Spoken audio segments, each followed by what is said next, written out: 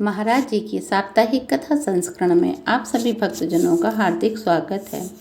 आज की कथा का विषय रणजीत सिंह को दर्शन। सरदार रणजीत सिंह चालक उत्तर प्रदेश परिवहन, जिन्होंने 30 जून 1983 से अवकाश प्राप्त कर लिया है, बरेली और गनई के बीच बस चलाया करते थे। आप बताते हैं कि मेरी गाड़ी सदा कैंची से होकर जाया करती थी। कैंची के आश्रम और मंदिर मेरे सामने ही बने। यहाँ दर्शनार्थियों की भीड़ लगी रहती थी और मैं अपनी बस से यह सब देखता चला जाता था।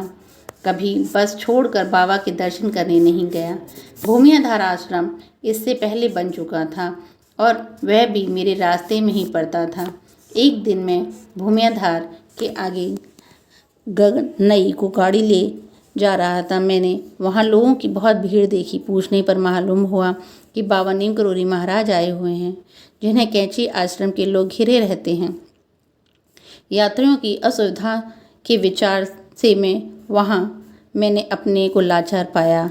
मैं स्वयं को समझाने लगा कि सिद्ध महाराज भगवान के ही रूप होते हैं और यदि बाबा सिद्ध हैं तो मेरे मन की बात जानकर कभी भी मुझे स्वतः दर्शन दे देंगे।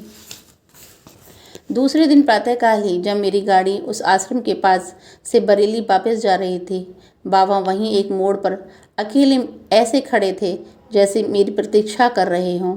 मैंने तुरंत गाड़ी से उतरकर उन्हें प्रणाम किया। बोले, कहाँ जा रहा है? और बिना मेरे उत्तर की प्रतीक्षा करने किए ही कहने लगे, साधु लोगों को परेशान नहीं किया जाता, समझे? मैंने उनसे अपनी भूल की माफ़ी मांग ली। बोलो नीम करोली महाराज की जय।